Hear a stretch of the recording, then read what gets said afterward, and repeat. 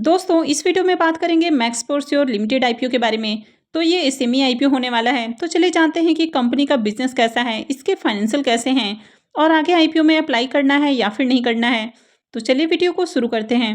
लेकिन इससे पहले कि मैं वीडियो को शुरू करूँ, अगर आप इस चैनल पर पहली बार विजिट कर रहे हैं या फिर आपने चैनल अब तक सब्सक्राइब नहीं किया है तो चैनल को सब्सक्राइब कर लें और साथ में वीडियो को भी लाइक कर दें। तो आईपीओ के डिटेल्स की बात करें तो ये जो आईपीओ है ये 15 जनवरी से ओपन होने वाला है और 17 को क्लोज हो जाएगा। फेस वैल्यू 10 रुपये पर शेयर है। बुकिंग प्राइस 33 रुपीज़ है और लॉट साइज 4000 शेयर्स का है। आईपीओ के साइज को देखें तो आईपीओ 20.26 करोड़ का है। यहाँ पर पूरा का पूरा जो आईपीओ है ये फ्रेश इशू का आईपीओ है और ये एसएमई आईपीओ है। कंपनी एनएसई एसएमई पे लिस्ट होने वाली है। अब इस आईपीओ में रिजर्वेशन पोर्शन को देखें तो यहाँ पर क्यूआईबीज के लिए 50% का पोर्शन है, रिटेलर्स के लिए 35% और एचएनआईज के लिए 15% का पोर्शन दिया गया है। तो आईपीओ के साइज को देखें तो आईपीओ 20 करोड़ का है और इसके बावजूद यहाँ पर क्यूआईबीज का पोर्शन देखने को मिल रहा है। तो इसका मतलब है कि इस आईपीओ में एंकर इन्वेस्टर्स आने वाले हैं। तो आईपीओ मंडे से ओपन होने वाला है और फ्राइडे को इसमें एंकर इन्वेस्टर्स की ओर से बिडिंग आने वाली है। आईपीओ के लॉट साइज की बात करें तो 4000 शेयर्स का लॉट है और एक लॉट के ऊपर इन्वेस्टमेंट अमाउंट 1,32,000 रुपये रहने वाला है। तो चलिए अब कंपनी के बिजनेस को देख लेते हैं कि कंपनी क्या काम करती है और उसके बाद कंपनी के फाइनेंशियल देखेंगे। तो सबसे पहले कंपनी के बारे में बात करें तो कंपनी अगस्त 2017 में इनकॉर्पोरेट हुई है। तो इस कंपनी को भी 7 साल भी नहीं हुए हैं। तो ये जो कंपनी है ये काफ़ी सारे प्लेटफॉर्म के थ्रू पर्सनलाइज मीडिया और एंटरटेनमेंट सर्विसेज प्रोवाइड करते हुए देखने को मिलती है। Company in flight entertainment, content marketing, technology और एडवर्टाइजिंग, तो इन सब में स्पेशलाइज देखने को मिलती है। तो इनकी मुंबई बेस्ड लैब फैसिलिटी देखने को मिलती है और कंपनी काफ़ी अलग अलग रेंज में अपने सर्विसेज ऑफर करते हुए देखने को मिल जाती है, जिसमें custom editing, Meta data creation, duplication, audio enhancement, encoding, transcoding, तो इस तरह के काफ़ी सारे काम करते हुए कंपनी देखने को मिलती है। इसके अलावा पोस्ट प्रोडक्शन सर्विसेज भी प्रोवाइड करती है। तो इनके सर्विस को 4 मेन कैटेगरीज में डिवाइड किया जा सकता है, जिसमें in flight entertainment, content marketing, technology और एडवर्टाइजिंग देखने को मिलता है। इस कंपनी का काफ़ी बड़ा सेल्स नेटवर्क देखने को मिल जाता है और इन्होंने अपने ऑफिस को मुंबई, दिल्ली, बेंगलुरु और कोलकाता में भी इस्टेब्लिश किया हुआ है।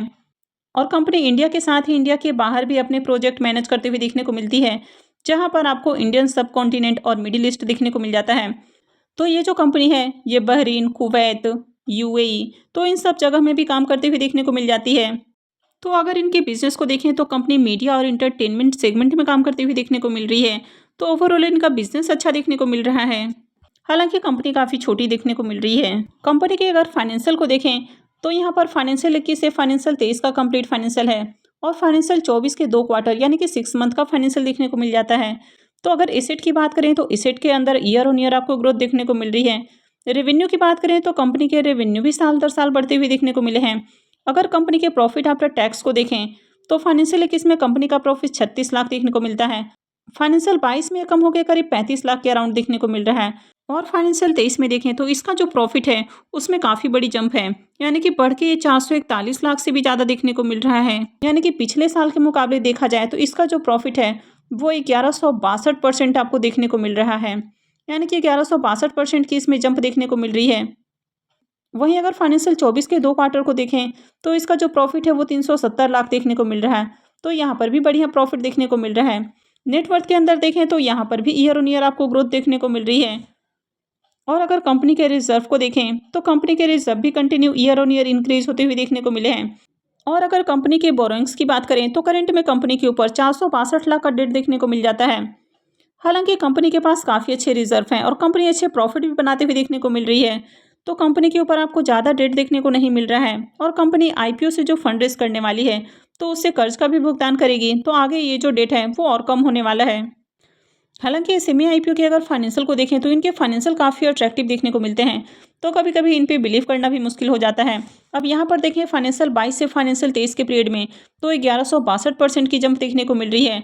कंपनी के अगर ओवरऑल फाइनेंशियल को भी देखें तो कंपनी के ओवरऑल फाइनेंशियल आपको काफ़ी अट्रैक्टिव देखने को मिल रहे हैं। रेवेन्यू और प्रॉफिट के अंदर ग्रोथ देखने को मिल रही है।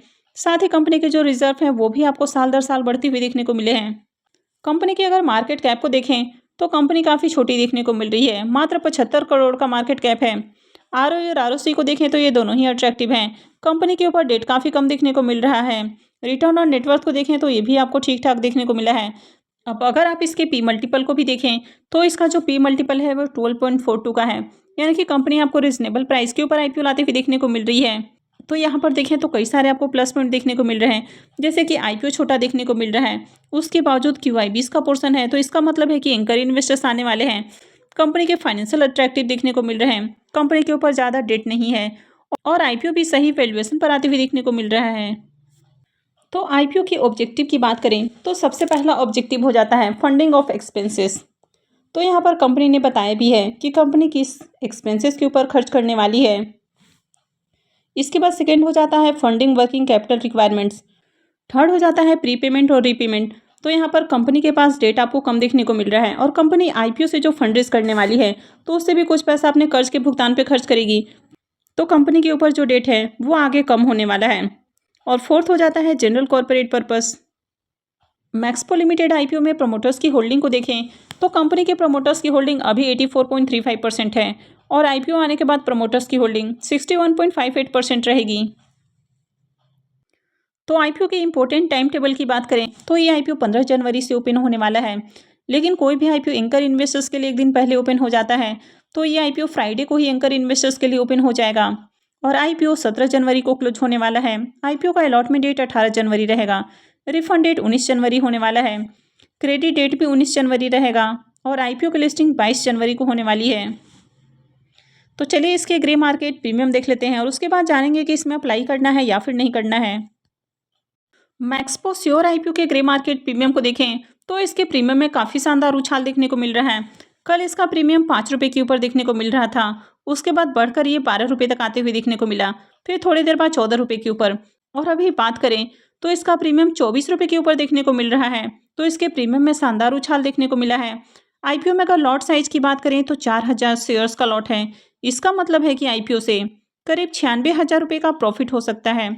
अगर इनके प्रीमियम को भी देखें तो इसका प्रीमियम 73% के ऊपर आपको देखने को मिल रहा है, तो इसका प्रीमियम काफ़ी हाई प्राइस के ऊपर देखने को मिल रहा है।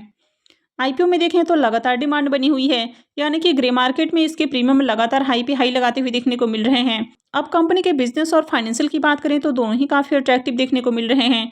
कंपनी के ऊपर ज़्यादा डेट भी देखने को नहीं मिल रहा है और आईपीओ भी रिजनेबल प्राइस के ऊपर आते हुए देखने को मिल रहा है।